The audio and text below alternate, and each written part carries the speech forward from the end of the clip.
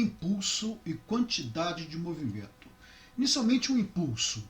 No nosso cotidiano, nós já estamos acostumados com esse termo impulso. Então, eu poderia propor o seguinte: vamos ver quem pula mais alto. Quem vai pular mais alto vai ter que fazer maior impulsão. Ou eu poderia falar que tem mais impulsão. Tá? O que significa a impulsão aí? Quando você consegue aplicar uma força e essa força age por um certo intervalo de tempo, quanto mais tempo essa força agir, maior vai ser a impulsão. Para você entender melhor isso, olha, eu coloquei esses dois ícones aqui, né, em movimento, essas duas GIFs. Olha, no primeiro caso aqui, o rapaz está pulando corda, tá? Seria algo parecido com o seguinte: eu falo assim com você vai tentar pular o mais alto possível, mas você não pode dobrar os joelhos. Você só pode usar os seus pés. Ok? Então, por mais força que você faça, você vai ver que você não consegue pular muito alto. Isso porque o seu pé rapidamente vai sair do chão. Então você não vai ter muita impulsão. Para que você tenha uma impulsão maior, essa força deveria agir durante um tempo maior. Agora, se eu liberar que você pode dobrar os joelhos à vontade, aí sim você vai conseguir alcançar uma altura maior. Isso porque, ao dobrar os joelhos, depois você vai pular. Enquanto você está aplicando a força, a sua perna vai estar esticando ainda, porque você estava com os joelhos dobrados. Isso vai fazer com que a força haja por um tempo maior. Isso vai te dar maior impulsão. Ok? Então, quanto mais tempo a força agir, maior será a impulsão. Em física, o impulso é simplesmente o produto da força pelo tempo. Tá? Olha, a força é uma grandeza vetorial, o tempo é escalar, esse produto aqui vai te dar uma grandeza vetorial, que é o impulso. O impulso ele vai ter um módulo, que é o produto da força pelo tempo, a direção a mesma da força e o sentido o mesmo da força. Ou seja, se você aplicar uma força na diagonal, você tenderá a sair do chão na diagonal. Tá? Então, o impulso é isso, é força vezes tempo. Força é dada em Newton, né? Vamos botar a unidade aqui. No sistema internacional, a força é dada em Newton e o tempo em segundo. Tá? E se a força não for constante, tá? Porque eu estou partindo do princípio aqui que a força é constante.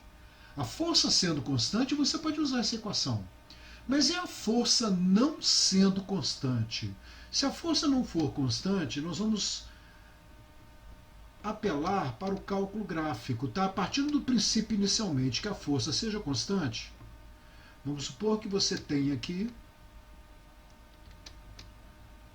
um certo intervalo de tempo, tá? Certo intervalo de tempo aqui, você está aplicando uma certa força. A força é constante. Então você poderia usar essa equação aqui. Tá? Mas no caso aqui eu quero mostrar o seguinte, que se você calcular a área desse diagrama, a área, nesse caso aí não é base vezes altura?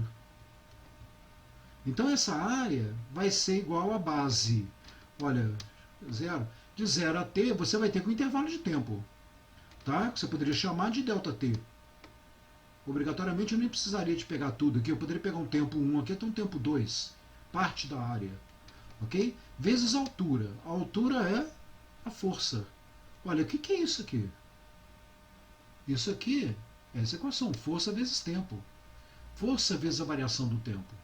Tá? Então você conclui que essa área ela vai ser numericamente igual ao que nós chamamos de impulso.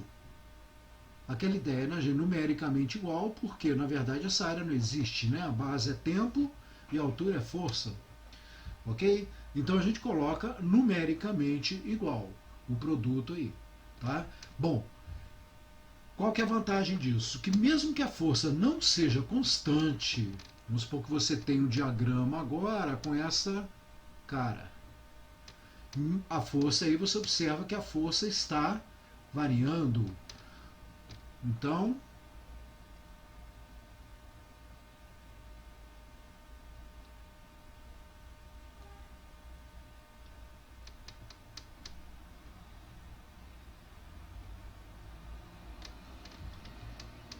tempo, 0. Aqui você tinha uma força inicial, aqui você tem uma força qualquer, tá? Então, olha, a força agora é variável. Como a força é variável, você não pode usar a equação, mas você pode usar essa propriedade aqui. Você quer saber o impulso dessa força variável? Basta você calcular essa área do diagrama. Você sabe que essa área vai ser numericamente igual ao impulso. Ok? Para a força variável, você tem que calcular a área do diagrama. Se a força for constante, você pode usar direto a equação aqui. Vamos ao exercício? Uma força constante de 50 newtons, a força é constante, e seu valor 50 newtons. Age sobre o móvel durante um intervalo de tempo aí, olha, de 0,2 segundos. Calcule o impulso dessa força. Tá? Então, olha, foi falado, a força é constante, então você pode usar a equação direto. Aí, o impulso, então, vai ser o produto da força, intervalo de tempo.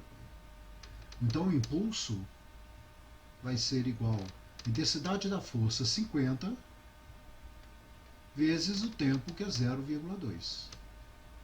Então, o impulso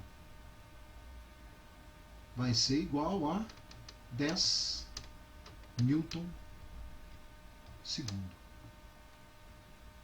Ok? Bom, você poderia até perguntar assim, né? Por que você falou lá que o impulso é uma grandeza vetorial e tal? Não estou usando isso aí. Vocês vão ver mais adiante, tá?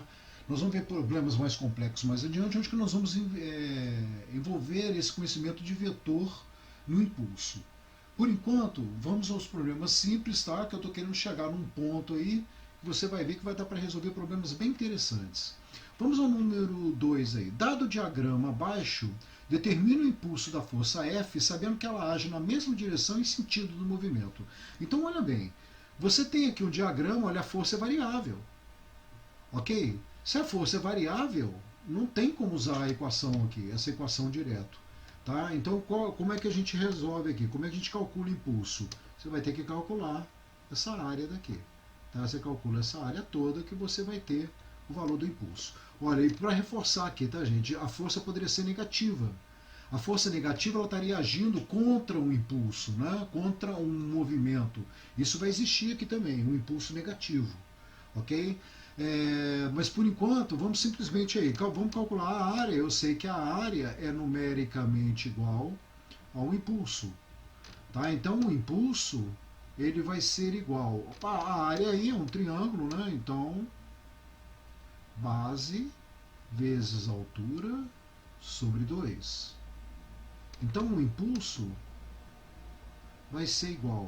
Quanto que vale a base aí? A base vale 3. A altura vale 10. Dividido por 2. 10 por 2, 5. 5 vezes 3, 15.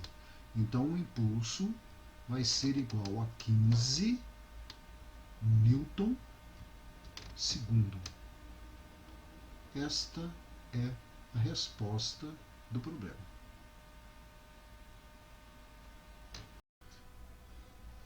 Quantidade de movimento. A quantidade de movimento é tão simples quanto o impulso. É uma quantidade em movimento. Então você tem a quantidade aqui, né, a gente poderia estar representando pela massa e o movimento pela velocidade. Ok? Você tem massa vezes velocidade. No sistema internacional, a massa é dada em quilo. E a velocidade é dada em metro por segundo. Então vai ser quilograma metro por segundo. A quantidade de movimento também é uma grandeza vetorial, tá? Como velocidade é uma grandeza vetorial, massa é escalar, esse produto aqui vai te dar uma grandeza vetorial, que tem como módulo o produto massa vezes velocidade, a direção vai ser a mesma da velocidade e o sentido o mesmo da velocidade. Ok? Então você tem um corpo aí de 2 quilos com uma velocidade de 3 metros por segundo. Olha, 2 vezes 3, 6. A quantidade de movimento que esse corpo tem é de 6 kg metro por segundo. Tá? Agora, vocês vão ver que vai ser muito importante para a gente a quantidade de movimento de um sistema. Você vai estar estudando, na verdade, vários corpos. Tá? E você vê que você tem um carro com uma velocidade para cá, outro para cá meio inclinado, meio de quina, tá vendo? Meio na diagonal, né? Esse aqui também está na diagonal, esse está indo para lá. A quantidade de movimento do sistema vai ser a soma das quantidades de movimento de cada móvel aí. Tá? Você vai somar essas quantidades de movimento. Lembrando-se que essa soma é uma grandeza vetorial. Você está somando vetores. Então você vai ter aí uma grandeza vetorial como resultado. Tá? Ela vai ter módulo, direção e sentido. Então quando você tiver um sistema com vários corpos, a soma dessas quantidades de movimento vai te dar a quantidade de movimento do sistema. Ok? Tá mais fácil de entender nesse esqueminha aqui do lado. Olha, você tem uma quantidade de movimento para cá, uma quantidade de movimento para cá, o Q2, e uma quantidade de movimento para cá, que seria o Q3. Tá? Então vamos supor que isso aqui seja um sistema fechado que a gente esteja estudando. Se eu quero a quantidade de movimento do sistema, eu teria que somar vetorialmente o Q1, o Q2 e o Q3. Nós já vimos isso lá no capítulo de vetores. Né? Qual que é o vetor resultante? Tem origem no primeiro e extremidade no último aqui. Ó. Esse aqui seria a quantidade de movimento do sistema. Ok? Então, quando a gente está trabalhando na mesma direção em sentido ou sentidos opostos, fica até mais fácil. Tá? Mas você tem que prestar atenção porque às vezes os vetores não estão na mesma direção. E aí você tem que lembrar de soma vetorial. Vamos ver como é que a gente trabalha com isso. Olha, inicialmente, um corpo de massa 2 quilos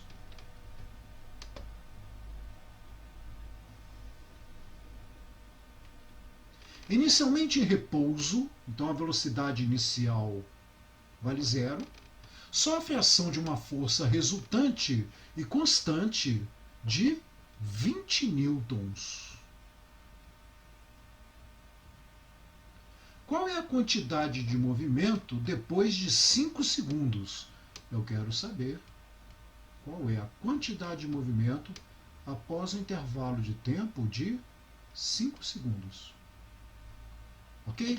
Bom, eu sei que quantidade de movimento é massa vezes a velocidade. A massa eu tenho, 2 quilos. Mas olha a velocidade, ele parte do repouso. Eu quero saber após 5 segundos. Então eu vou ter que calcular a velocidade após 5 segundos. Bom, para calcular a velocidade, você sabe que V é igual a V0 mais AT. Ok? Eu tenho um tempo 5 segundos, mas aqui não vai adiantar muito, porque como é que eu vou achar a velocidade se eu não tenho aceleração? Mas, pela segunda lei de Newton, dá para você calcular a aceleração. Afinal de contas, força não é o produto massa vezes aceleração? Tá? Vou achar a aceleração aqui, substituo aqui, acho a velocidade e substituo aqui. Então vamos lá. A força é igual a massa, que vale 2, vezes a aceleração. Então a aceleração será igual a 20 dividido por 2. Então você tem uma aceleração aqui de 10 metros por segundo ao quadrado. Bom, vou pegar isso. Tá? Preciso da velocidade. Então V é igual, V0 é 0, a aceleração vale 10 e o tempo, 5 segundos. Olha, então após 5 segundos a minha velocidade será de 50 metros por segundo. Aqui. Agora eu tenho como calcular a quantidade de movimento. A quantidade de movimento vai ser a massa, que é 2, vezes a velocidade, que vale 50. Então você tem uma quantidade de movimento que vai ser igual a 100 kg metro por segundo. Esta é a resposta do problema. Bom, vamos ao número 2. O número 2 na verdade, é A e B. Né? Nós temos dois exercícios aí. Calcule a quantidade de movimento do sistema em cada caso. Olha só, observe que aqui elas estão na mesma direção. Sentidos contrários. Olha a velocidade de B aqui. Tá? Então eu quero a quantidade de movimento do sistema.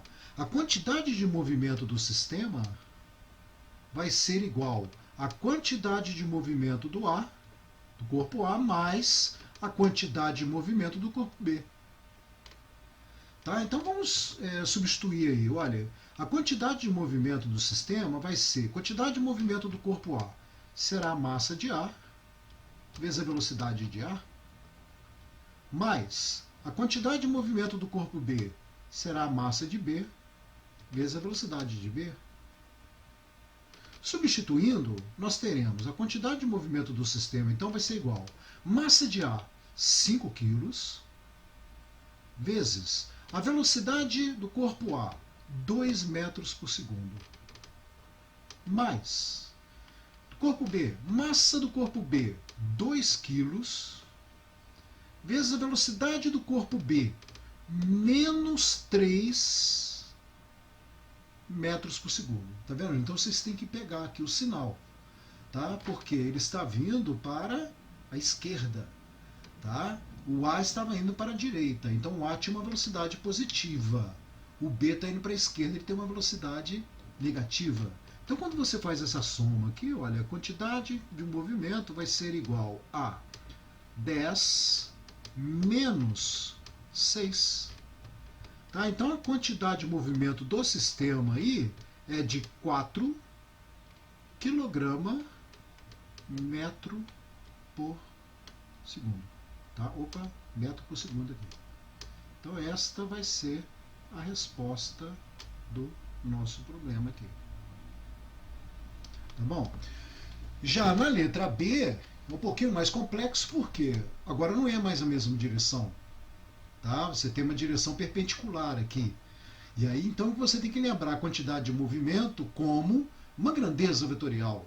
Tá? Você vai saber o seguinte, que a quantidade de movimento do sistema aqui, que é uma grandeza vetorial, vai ser igual à quantidade de movimento do corpo A mais a quantidade de movimento do corpo B. Tá vendo? Aqui está me interessando como grandeza vetorial, tá? Porque eu poderia colocar aqui também, isso aqui também são vetores, tá? Mas aqui eram vetores de sentidos opostos, com mesma direção. Então bastava você subtrair os vetores, tá? Já aqui não, aqui os vetores são perpendiculares. Vetores perpendiculares, teorema de Pitágoras, né? Vocês lembram, né? Tá? Eles são perpendiculares aqui. Então você vai ter assim, olha, como é que você calcularia? Você tem um vetor quantidade de movimento de B para cá, ó.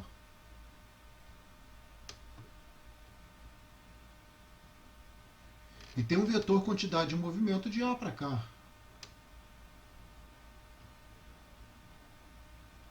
A soma vetorial desses dois vetores vai ser dada por raiz quadrada de quantidade de movimento do A ao quadrado mais a quantidade de movimento de B ao quadrado. Ok? São dois vetores perpendiculares. Então a quantidade de movimento vai ser igual a raiz quadrada. Você poderia até calcular a parte ali, tá? Ou ir substituindo aqui. Por exemplo, qual é a quantidade de movimento do corpo A? A quantidade de movimento do corpo A vai ser massa de A vezes a velocidade de A. Tá? Então a quantidade de movimento de A vai ser igual a massa de A, 2, vezes a velocidade de A, que vale 2. Então a quantidade de movimento do corpo A é igual a 4 kg metro por segundo. Tá? Essa quantidade de movimento do corpo A. E a quantidade de movimento do corpo B vai ser massa de B vezes a velocidade de B. Então a quantidade de movimento do corpo B vai ser igual a massa de B, 1 kg, vezes a velocidade do corpo B, que é 3. Então você tem aqui uma quantidade de movimento do corpo B de 3 kg metro por segundo. Ok? Bom, agora eu posso substituir aqui. Quantidade de movimento de A ao quadrado, 4 ao quadrado, mais a quantidade de movimento de B ao quadrado, 3 ao quadrado. Então a quantidade de movimento do sistema vai ser 4 ao quadrado, 16, 3 ao quadrado, 9, 16 com 9, 25. Raiz de 25, 5 kg metro por segundo. Esta é a resposta do problema. Ok? Simples, né? Olha, gente, tá bem simples por enquanto. Vocês vão ver onde que a gente vai chegar. Depois a gente vai misturar impulso com quantidade de movimento e nós vamos resolver problemas bem complexos, tá? Por enquanto é importante que você entenda do jeito simples, do jeito que está aí. Bom, sistema isolado de partículas. O que é isso? É um sistema que não tem interação externa. Tá? Por exemplo, na hora de uma colisão entre dois carros, eles vão trocar força entre eles. Você não vai ter forças externas agindo nesse sistema. Tá? Então é fácil de entender isso. Nesse exemplo que a gente tem aqui, ó, né? Você vê que é um menino empurrando um adulto. Olha, vai ser força entre os dois aqui. O menino vai empurrar o adulto. Vai haver uma ação e reação aqui, mas não tem força externa agindo aqui. Então eu poderia considerar isso como um sistema isolado de partículas. Quando você tem um sistema isolado de partículas, nós vamos ter o princípio da conservação da quantidade de movimento. Quando essas partículas se colidem, vai haver uma conservação da quantidade de movimento que você tinha antes da colisão para depois da colisão. O Newton desenvolveu isso e chegou a essa conclusão, tá? Que na hora de uma colisão ocorre essa conservação da quantidade de movimento. Então, olha, vamos aos exemplos aqui para você entender bem isso. Esse primeiro caso aqui, ó, tá? Você tem dois carrinhos, A e B, presos por uma corda, por um barbante que está aqui, e tem uma mola entre eles. Então, inicialmente, esses carrinhos estão parados. Então, a quantidade de movimento do sistema é zero, é nula. Se você cortar esse barbante aqui, o que acontece? A mola vai empurrar o carrinho A para a esquerda e o carrinho B para a direita. A quantidade de movimento após arrebentar o barbante vai ser zero também. Isso porque o carrinho da esquerda vai ganhar uma quantidade de movimento para cá negativa e o carrinho B vai ganhar uma quantidade de movimento para a direita positiva. De maneira que ao somar as quantidades de movimentos de A e B, vai dar a mesma quantidade de movimento que você tinha antes de cortar o barbante, que era zero. Então, quando você tem o sistema isolado, haverá sempre essa conservação da quantidade de movimento. Vamos a esse caso aqui do garoto, aqui. Deixa eu ampliar isso aqui para você entender melhor. Não é? O garoto vai empurrar um adulto. Bom, o adulto vai para a direita. Você sabe que, né, eles dois são sobre patins. Nós já vimos lá na ação e reação. O adulto vai para a direita, mas a criança não vai conseguir ficar parada. A criança vai para a esquerda. Tá? Antes da criança empurrar o adulto, a quantidade de movimento inicial não era zero? Os dois estavam parados. A quantidade de movimento que o adulto vai adquirir para a direita vai ser a mesma em módulo que a criança vai adquirir para a esquerda. Por que isso? Porque a quantidade de movimento final também vai ser zero. Ela tem que ser igual à quantidade de movimento inicial. Tá? Então, o adulto vai ganhar uma quantidade de movimento positiva para a direita e a criança a mesma quantidade de movimento, só que negativa para a esquerda. Ok? Os sinais negativos aí, a soma vai dar exatamente o zero, que é a quantidade de movimento final. Como o adulto tem uma massa maior do que a criança, a velocidade do adulto vai ser menor. né? A criança tem uma massa menor, então terá uma velocidade maior após o empurrão, né? Então você vai ver que vai dar para a gente resolver problemas desse tipo, tá? Conhecendo a massa do adulto e da criança, se eu te der com que velocidade o adulto vai para a direita, vai dar para você calcular com que velocidade a criança vai para a esquerda.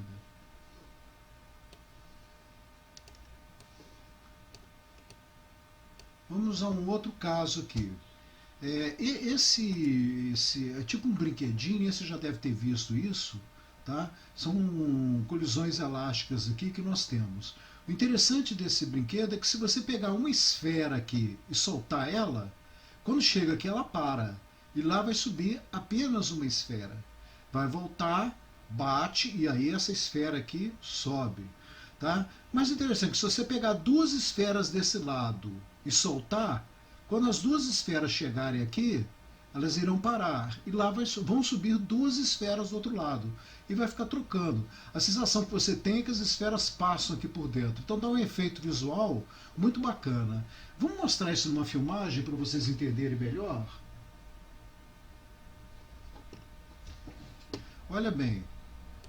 O sujeito pega uma esfera do lado esquerdo e solta. Olha lá como é que vai subindo apenas uma esfera de cada lado. Olha lá. Agora ele vai pegar duas esferas.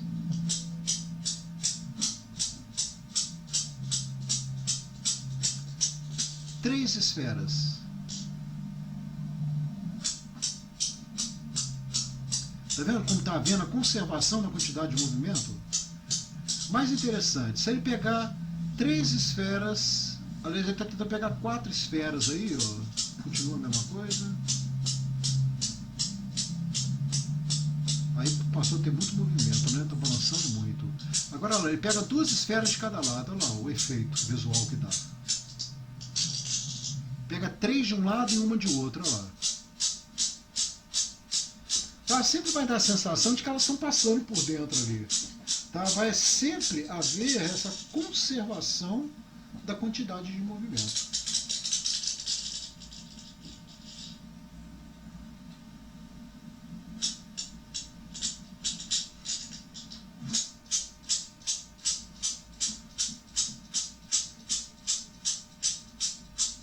Bom, chegou, né? Voltando à nossa aula. Aqui é o espargidor de água. Esses espargidores são esses que tem lavoura, que a água fica girando, né? Você tem, parece que tem um aparelhinho lá que fica saindo água e fica girando ele. É a própria água que faz girar.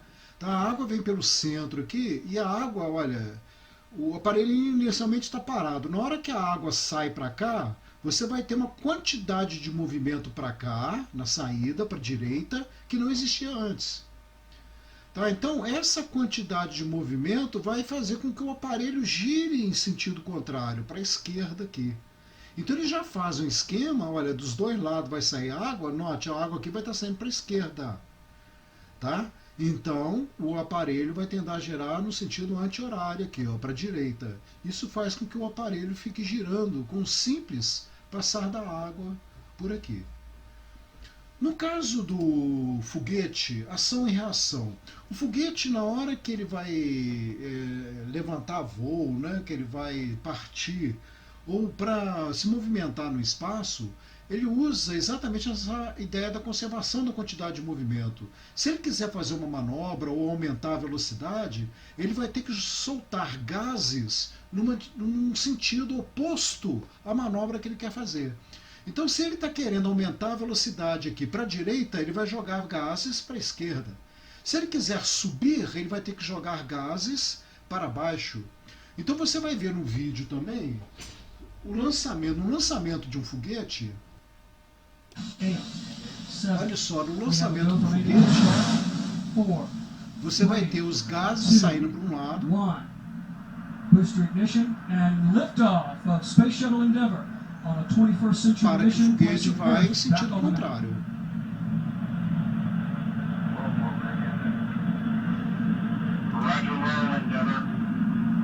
Há uma combustão, não? Os gases são jogados violentamente para o sentido contrário que o foguete está querendo se mover. altitude 1 mile. Agora observe esse vídeo, ele vai estar repetindo aí exatamente para você observar uma coisinha aí. Por que que no foguete é usado esse tipo de artifício? Porque no espaço é vácuo, não existe ar, não existe atmosfera. Então você não poderia ter um avião, por exemplo, de hélice ou turbina lá, tá? Porque você não tem ar. A hélice do avião, ele impulsiona, ele pega uma massa de ar e joga para trás para que o avião, reação, né? A terceira lei de Newton, o avião se mova para frente. Mas se no espaço não tem oxigênio, não tem atmosfera, como é que o foguete consegue fazer manobra lá? É exatamente soltando esses gases, essa combustão que ocorre ali, num sentido contrário ao movimento que ele quer fazer. Tá? Então você está observando aí nessa cena o seguinte: essa cápsula ela desprendeu aqui e ela está fazendo uma manobra. Você observa que ela está fazendo uma manobra aí. Tá? Então, para que ela faça a manobra do jeito que ela quer, o controle emite gases. Você observa os gases saindo aqui, ó. Onde é que eu estou apontando aqui? Ó? Tá? Eles soltam os gases dependendo do movimento que eles querem que a nave faça. Então você consegue observar esses gases aqui nessa cena. Tá vendo? Eles queriam acertar a nave perpendicularmente a... Isso aqui é uma lua de Júpiter, tá? Perpendicularmente a essa lua. Então eles soltam os gases lá para acertar a nave daquele jeito ali. Ok? É lógico que eles soltam gases lá do outro lado também na hora que eles querem parar, né? Ela. Ok? Você vê que eles acertam a posição dela, eles teriam que jogar gases aqui, mas só que aí já não está visível pra gente. Bom, parecido com foguete, tem isso aqui, eu vou tirar essa fotografia aqui, tá? Foi tirada do colégio onde eu dava aula. Eu fiz uma excursão com os alunos em 3 rios. Tinha lá um espaço da ciência, que eu não sei se existe ainda, ok? Mas lá tem um foguete d'água, tá? É uma garrafa PET de refrigerante que eles colocam água até a metade e o aluno aqui ele vai injetando ar dentro dessa garrafa. Chega uma hora que a rolha não resiste, aí a rolha escapole, né? Aí o que acontece? A água vai ter tanta pressão lá dentro, por causa do ar empurrando, vai ter tanta pressão que a água sai em alta velocidade para baixo. Ela é empurrada pelo ar, então você vê a pressão que a água está saindo aqui, olha. Então a água vai sair com uma quantidade de movimento muito grande para baixo. Em contrapartida, a garrafa, então, vai adquirir uma quantidade de movimento para o lado oposto. Tá? Lembre-se que inicialmente aqui a garrafa estava parada, então a quantidade de movimento inicial era 0. Quando a rolha escapole, a água adquire uma quantidade de movimento grande para baixo, então a garrafa vai adquirir a mesma quantidade de movimento grande para cima. Então ela sobe como se fosse um foguete, né? Fui feliz na foto aí, tá vendo? Que você vê a trajetória, né, da garrafa, tá? Através da água aí, né? A água saindo e a garrafa indo para o lado oposto. Conservação da quantidade de movimento. Bom, também na hora do tiro, né? Eu estou representando o canhão, mas isso acontece com revólver, com espingarda, ok? Tá sendo bem representado aqui assim. No início você vê como se fosse uma pólvora aqui, ela vai explodir a pólvora. Tá? Então o sistema aqui é o canhão e a bala. Inicialmente a quantidade de movimento não era 0? Antes da explosão, a quantidade de movimento do sistema era 0. Quando ocorre essa explosão interna, a bala sai com uma quantidade de movimento para a direita. Como essa quantidade de movimento também teria que ser 0 no final. Continua sendo, porque o canhão vai sair para a esquerda com a mesma quantidade de movimento que a bala sai para a direita. Você tem que lembrar que tanto no revólver quanto no canhão aí, a massa da bala é bem menor que a massa do canhão. A quantidade de movimento é a mesma para a direita e para a esquerda. Porém, como a massa do canhão é bem maior, a velocidade de recuo do canhão vai ser bem menor, né? É a mesma coisa quando você vai dar um tiro com um revólver. A massa da bala é muito pequena, ok? Mas ela sai com alta velocidade. Você vai sentir o recuo na mão, tá? Mas a massa do revólver é muito maior. Então, esse recuo não é tão violento quanto a velocidade da bala, né? Vamos falar assim, né? Não seria um recuo com uma velocidade tão grande, porque a massa do revólver é muito maior do que a massa da bala. Bom, baseado nisso, vamos ver como isso funciona nos problemas. Olha só, exercício de aprendizagem. O primeiro, na figura abaixo, eu tenho duas esferas se movimentando em sentidos contrários. Determine a velocidade das esferas, sabendo que após o choque elas permanecem em contato. Você tem duas esferas aqui, foi dada as massas das esferas, 16 kg e 4 kg. A de maior massa também está vindo para a direita com 30 metros por segundo e a de menor massa para a esquerda com 50 metros por segundo. A única coisa que eu sei é que quando elas batem uma na outra, elas vão ficar juntas. Aí eu quero saber qual é a velocidade final dessas duas balas juntas. Tá? Então, para resolver esse tipo de problema, nós vamos apelar exatamente para a conservação da quantidade de movimento. Olha, eu sei que a quantidade de movimento inicial vai ser exatamente igual à quantidade de movimento final. Mas quem é a quantidade de movimento inicial? É a quantidade de movimento do A inicial mais a quantidade de movimento do B inicial, que vai ser igual à quantidade de movimento do A final mais a quantidade de movimento do B final. Eu estou falando A e B, tá, gente? Eu estou chamando essa esfera aqui de esfera A e essa esfera aqui de esfera B. Ok? A quantidade de movimento do A inicial vai ser massa de ar, velocidade de ar. Mais a quantidade de movimento de B inicial vai ser massa de B, velocidade de B. Quantidade de movimento de ar final vai ser massa de ar. Vamos chamar de V'A. Mais quantidade de movimento de B final, massa de B, V'B. Tá? Mas olha, eu não falo que após o choque as duas ficam juntas. Se as duas ficam juntas após o choque, eu sei que V'A é igual a V'B, tá? Que eu posso chamar de V'. Depois a gente joga isso aqui. Então o que eu vou ter? Vamos sair substituindo. Massa de A, 16. Velocidade de A, 30. Isso antes do choque.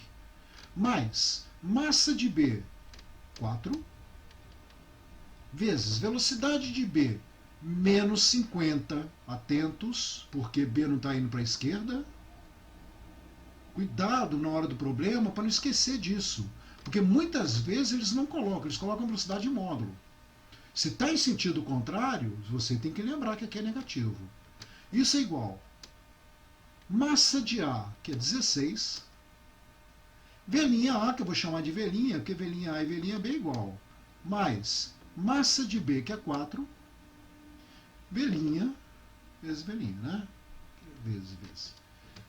Tá, então nós temos aqui, ó, 16 vezes 30, 480. Menos 4 vezes 50, 200. Isso é igual 16 V'A com 4 V'A, 20 V'A. Tá? Então o que você vai ter aqui? Ó? Que 480 menos 200 vai dar 280. Vai ser igual a 20 V'A. Então, quanto que vai valer V'A? V'A vai ser igual a 280 dividido por 20. 28 por 2, V'A vale 14 metros por segundo. Esta é a velocidade. Tá, gente? 14 metros por segundo é a velocidade do conjunto após a colisão. Tá? Olha o número 2. Um canhão com massa de 500 quilos dispara um projétil com massa de 2 quilos. Eu vou até pegar, vamos pegar o canhão da questão anterior aqui.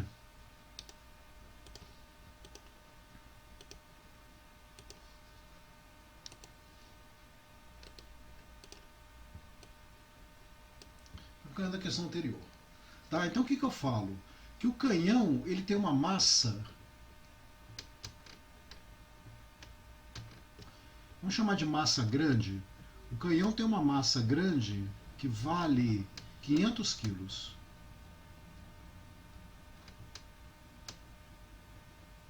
Dispara um projétil com massa de 2 quilos, que eu vou chamar de massa pequena, m minúsculo. 2 quilos. Tá? Determine a velocidade de recuo do canhão. Olha, a velocidade do projétil, olha, o projétil tem massa 2 kg, ele sai com uma velocidade do projétil é de 500 metros por segundo. Tá? Hoje a gente tem que ver com o seguinte, que inicialmente tanto o canhão quanto o projétil estavam parados. Tá? Então, para você resolver esse problema, conservação da quantidade de movimento. Você sabe que a quantidade de movimento que você tem no início do problema vai ser exatamente igual à quantidade de movimento que você tem no final do problema. Só que no início do problema, tanto o canhão quanto o projétil não estão parados. Então, essa quantidade de movimento inicial aqui vai valer 0. Os dois estavam parados. Isso vai ser igual à quantidade de movimento do canhão, que vai ser a massa do canhão vezes velinha do canhão. Eu quero descobrir a velocidade do canhão de recuo. Mais quantidade de movimento do projétil, que vai ser a massa do projétil vezes a velocidade do projétil. Ok? Então eu tinha aqui, né, a quantidade de movimento do canhão mais a quantidade de movimento do projétil após o tiro. Então, 0 era a quantidade de movimento que você tinha no início, vai ser igual massa do canhão 500 vezes a velocidade de recuo do canhão que eu quero descobrir, mais a massa do projétil 2 vezes a velocidade do projétil. Tá? Ah, mas o canhão está indo para a esquerda, é negativo. Não me preocupa com isso não. Tá? Se eu tivesse te dado a velocidade do canhão para a esquerda, tudo bem, você ia substituir negativo aqui. Mas nós vamos achar esse negativo. Tá? Então você vai ter assim, olha, esse 2V' passa para cá, olha, aliás, 2V, né? Eu esqueci aqui, a velocidade do projeto era 500. Vamos substituir isso aqui. Mais massa do projétil 2 vezes a velocidade do projétil, que é 500. Tá? Então, olha, passando para cá, você vai ter menos 500 velinha vai ser igual a 1000. Então, quanto que vai valer velinha? Menos 1000 dividido por 500, 2 metros por segundo. Essa é a resposta do problema, tá vendo? A bala vai sair para a direita com uma velocidade de 500 metros por segundo e o canhão vai recuar para a esquerda com uma velocidade de 2 metros por segundo. Veja que você achou o sinal negativo aqui. Isso mostra que o canhão está recuando para a esquerda. Bom, lembra que no início da aula nós estudamos impulso?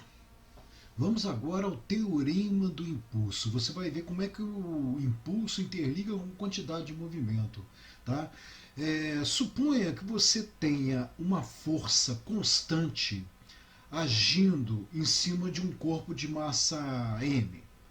Tá? Então essa força vai fazer com que esse corpo varie a velocidade, com que ele acelere. Vamos fazer um desenho aqui?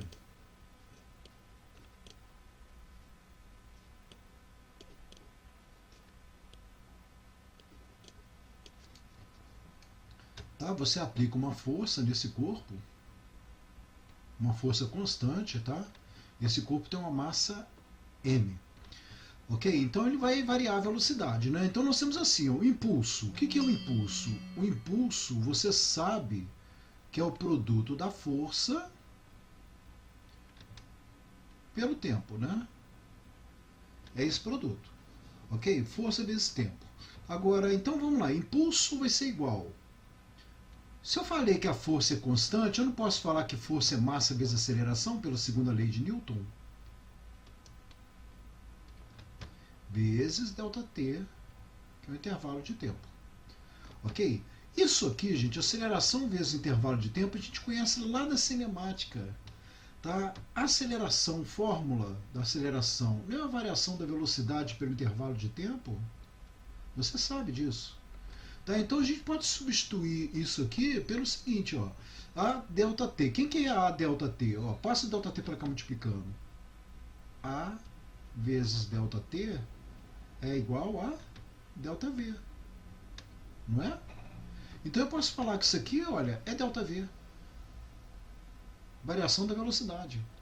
Então você vai ter que o impulso vai ser igual a massa vezes a variação da velocidade. Então, impulso vai ser igual a massa que multiplica V final menos V inicial, velocidade final menos a velocidade inicial. Aplica a propriedade distributiva aqui, o que você vai ter? Que o impulso vai ser igual, olha, massa vezes a velocidade vezes a velocidade inicial. Então você vai ter massa vezes a velocidade menos massa vezes a velocidade inicial. Olha, mas massa vezes velocidade não é quantidade de movimento? Então nós teremos que o impulso será igual à quantidade de movimento final menos a quantidade de movimento inicial. Ou melhor, você pode falar que o impulso, então, é igual à variação da quantidade de movimento. Este é o teorema do impulso. Tá vendo? Nós estudamos o impulso, depois estudamos a quantidade de movimento e agora eles interligam. O impulso é igual à variação da quantidade de movimento. Isso nós iremos chamar de teorema do impulso. Impulso é a variação da quantidade de movimento, tá? Teorema do impulso. Vamos ver como é que a gente pode aplicar isso. Olha, exercício de aprendizagem. Uma partícula de 8 kg de massa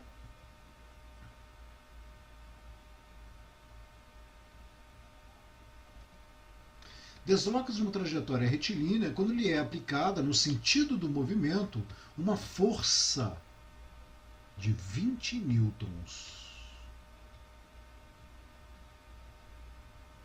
Sabemos que no instante da aplicação da força, a velocidade da partícula é de 5 metros por segundo. Então, olha, nós temos uma velocidade inicial aqui, ó, que é de 5 metros por segundo. Não é repouso, né? Ele não partiu do repouso. Determine o módulo do impulso comunicado durante 10 segundos. Então, na letra A, eu quero saber qual foi o impulso comunicado a essa partícula no intervalo de tempo de 10 segundos. Vamos calcular. Você sabe que o impulso é o produto da força pelo intervalo de tempo. Então, o impulso será igual à intensidade da força, 20 newtons, vezes o intervalo de tempo aqui, que vale 10 segundos. Então você tem que o impulso vai ser igual a 200 newton segundo. Este é o impulso. Tá? Agora na letra B. Qual o módulo da velocidade da partícula no fim do referido impulso? Tá, então vamos lá, eu quero saber agora qual é a velocidade da partícula no fim aí. tá, no fim desse impulso. Bom, aí você vai apelar para o teorema do impulso. O impulso não é a variação da quantidade de movimento?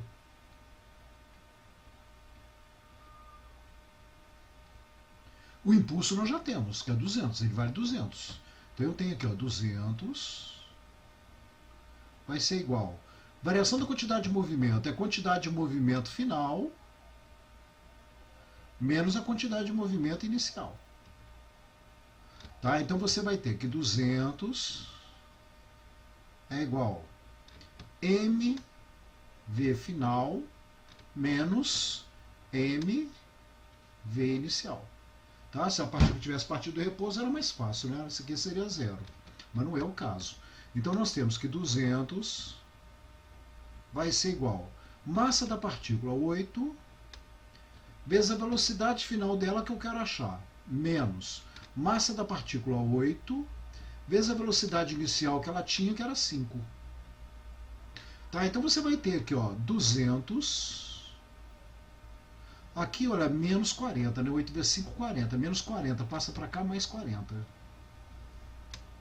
Mais 40 é igual a 8 vezes a velocidade. Tá? Então você terá aqui que 8 vezes a velocidade vai ser igual a 240. Passa o 8 dividindo, você terá então que a velocidade vai ser igual a 30 metros por segundo. Foi calculado. Tá bom? Olha, uma coisa que eu não comentei aqui, tá? Que eu falei assim, impulso é variação. Poxa, mas impulso é igual a variação da quantidade de movimento. Mas pode perguntar assim, poxa, mas impulso é Newton segundo. Quantidade de movimento é quilograma metro por segundo. Que você vai ver que é a mesma coisa. Tá? Você vai ter assim, ó, Newton vezes segundo. O que é Newton vezes segundo? Newton é força, não é massa vezes aceleração, Newton. Tá? O Newton vai ser quilograma vezes metro por segundo ao quadrado. Tá? Que é massa vezes aceleração, a força, né? O Newton. Quilograma metro por segundo ao quadrado. Vezes segundo. Tá? Então, ó, você simplifica segundo com segundo aqui, ó. O que vai ficar? Quilograma metro por segundo, que é a quantidade de movimento. Tá vendo? O Newton segundo é a mesma coisa que quilograma metro por segundo. É a mesma coisa. Tá bom? Só que normalmente para impulso a gente usa Newton segundo e para quantidade de movimento quilograma metro por segundo. Você vê que daqui você chega até aqui. Tá bom? E agora eu queria aproveitar aqui, tá voltando. Se a gente voltasse lá naquele segundo problema que nós fizemos, deixa eu ver aqui, o segundo ou o primeiro? Fizemos esse problema aqui, o primeiro problema aqui. Tá? Lembra desse problema? Que, olha, eu queria a quantidade de movimento. Aí nós tivemos que calcular a velocidade, aliás, primeiro a aceleração, né? Que para achar a quantidade de movimento eu precisava da velocidade. Eu tive que calcular a velocidade aqui. Só que para calcular a velocidade aqui eu precisava antes da aceleração. Então eu tive que vir cá, calcular a aceleração. Calculei a aceleração aqui, substituí aqui, achei a velocidade, para depois chegar à quantidade de movimento. Olha, se você conhecesse o teorema do impulso, eu vou até pegar agora, eu vou resolver vermelho aqui, tá? Porque se você quiser imprimir essa aula depois, tá? Vamos separar isso aqui. Olha como é que esse problema ficaria muito mais fácil pelo teorema do impulso. Tá? Eu queria saber ali a quantidade de movimento. Não é? Impulso não é a variação da quantidade de movimento? Tá? Então o impulso vai ser igual à quantidade de movimento final menos a quantidade de movimento inicial. Só que a quantidade de movimento inicial aqui é zero, porque o móvel parte inicialmente do repouso, tá vendo? Então essa quantidade de movimento inicial aqui, ó, seria zero. O impulso, então, vai ser a quantidade de movimento final. Olha, eu estou aqui na quantidade de movimento final. Impulso vai ser força vezes ΔT, que vai ser igual à quantidade de movimento final. Eu poderia calcular até a velocidade aqui. Ó. Tá? Então, a força, quanto que vale a força? 20 newtons. No intervalo de tempo de quanto tempo foi ali? 5 segundos. Isso é igual a quantidade de movimento final. Então a quantidade de movimento final vai dar 100 kg metro por segundo. Tá? Essa é a resposta do problema, que saiu muito mais rápido. Aqui, ó, a resposta é a mesma. Por aqui sai muito mais rápido, muito mais fácil. Então o teorema do impulso, ele facilita na solução de problema. E outro detalhe, tá? Quando você tiver as forças variáveis, né, tem essa vantagem. O impulso, lembra? Para uma força variável, tá? Lá pela segunda lei de Newton você não resolve o problema, mas por aqui você vai conseguir resolver. Se o impulso é variação da quantidade de movimento, se a força for variável, é só você calcular a área do gráfico. Tá? Vamos voltar lá para o exercício. Nós vamos ter um exercício aqui, o terceiro aqui. Tá? Já estava aqui, né? Nesse terceiro aqui nós vamos ter que calcular a área do gráfico aqui para você calcular. Vamos ao segundo aí. Uma bola de tênis de massa 200 gramas, ver que não está no sistema internacional aqui, nós vamos ter que passar, né? Massa... Deixa eu deixar a caneta vermelha mesmo, tá? Massa 200 gramas, tá? Que você sabe que vale 0,2 quilos, vou manter no sistema internacional.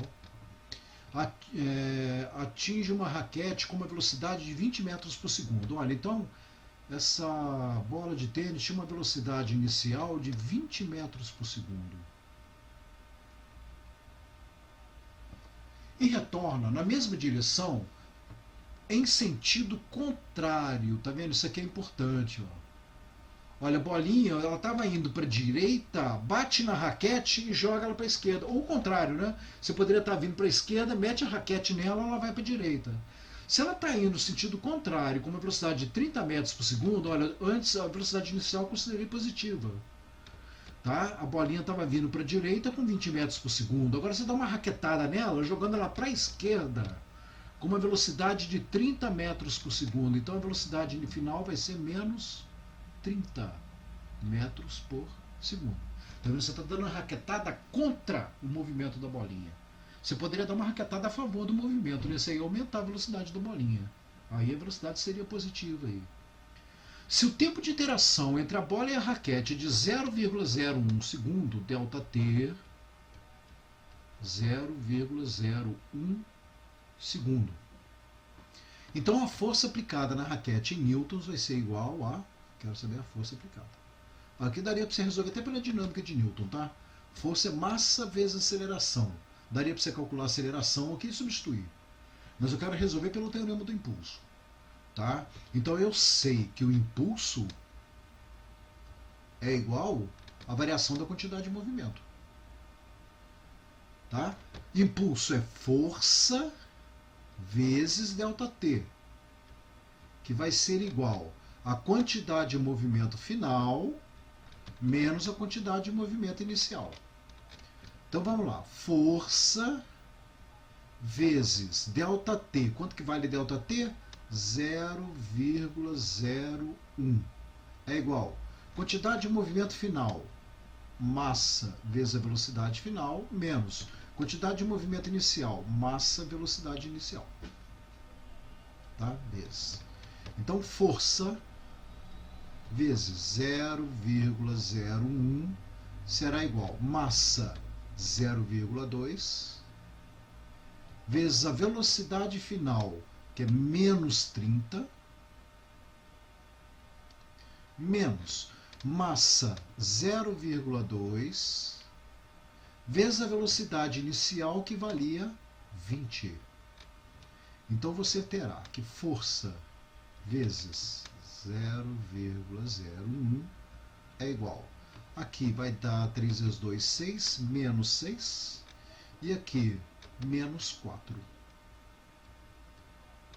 Passo 0,01 dividindo, eu vou ter que a força vai ser igual a menos 10 dividido por 0,01, 1 centésimo.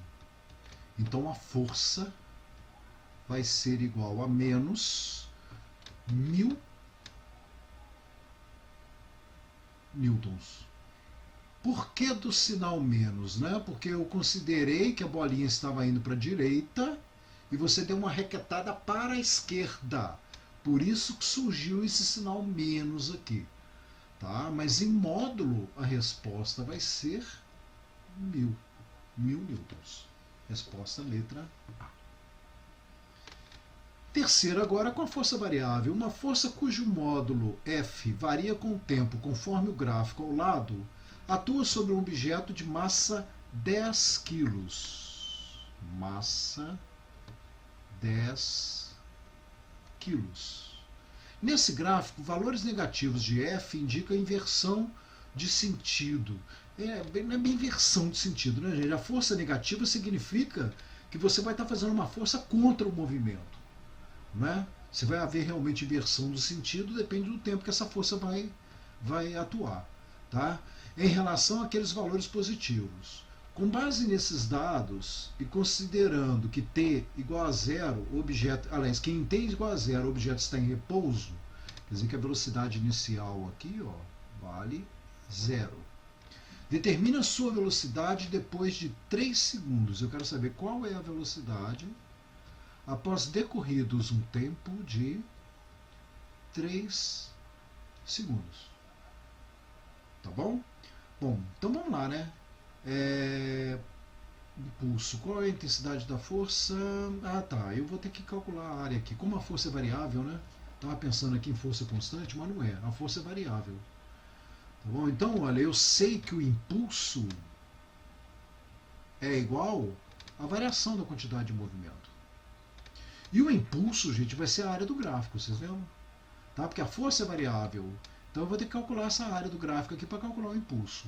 Isso vai ser a quantidade de movimento final menos inicial. Então vamos calcular que a parte, então o impulso vai ser numericamente igual à área. Tá? Então o impulso vai ser numericamente igual, olha, vamos agora fazer aqui um pouco direto, né, para não gastar muito tempo. Olha, eu tenho aqui área 1, área 2 e área 3. Tá? A área 1, base 1, vezes a altura, que vale 20. Mais a área 2, cuidado, a base vale 1, tá vendo? Não vai pegar 2 aqui não. A base vale 1, que vai de 1 até 2. E a altura vale 10. Mais área 3, a base também vale 1, tá vendo? Vai de 2 até 3. 1, que multiplica a altura. Quanto que vale a altura? Menos 10, tá vendo? É negativo, aqui o impulso é negativo. Então, menos 10. Olha, então quanto que vai valer o impulso? O impulso vai ser 20 mais 10 menos 10. Tá? Mais 10 menos 10 aqui já era, então o impulso vale 20. Tá? Impulso é igual a 20 newton segundo. Tá bom? Esse impulso que eu vou jogar aqui, ó. 20 vai ser igual a quantidade de movimento final menos a quantidade de movimento inicial. Então 20 é igual a mv final menos mv inicial. 20 é igual a massa 10 vezes a velocidade final, menos massa 10 vezes a velocidade inicial. Quanto que valia a velocidade inicial? Era zero. Então a quantidade de movimento inicial aqui é zero. Tá? Então, olha, eu passo 10 dividindo, a velocidade vai ser igual a 20 dividido por 10. Então você tem uma velocidade que vale 2 metros por segundo. Tá vendo? A força não foi constante, ela agiu momentos a favor do movimento, momento a favor, contra o movimento, tá? E você consegue chegar a uma velocidade final para o problema. Tá? Força foi variável, tá? E momentos a favor e momentos contra o movimento. Ok? Bom, gente, agora vocês estão prontos para a próxima aula, que vai ser a parte de colisões, ok? Então, para você entender bem colisões, esse capítulo ele tem que estar bem fixo, tá? Você tem que entender bem esse capítulo. Se tiver que rever esse capítulo, torne a rever ele, tá? Que nós vamos precisar bem disso aí para o próximo capítulo, que é a parte de colisões, tá? Um abraço, até a próxima.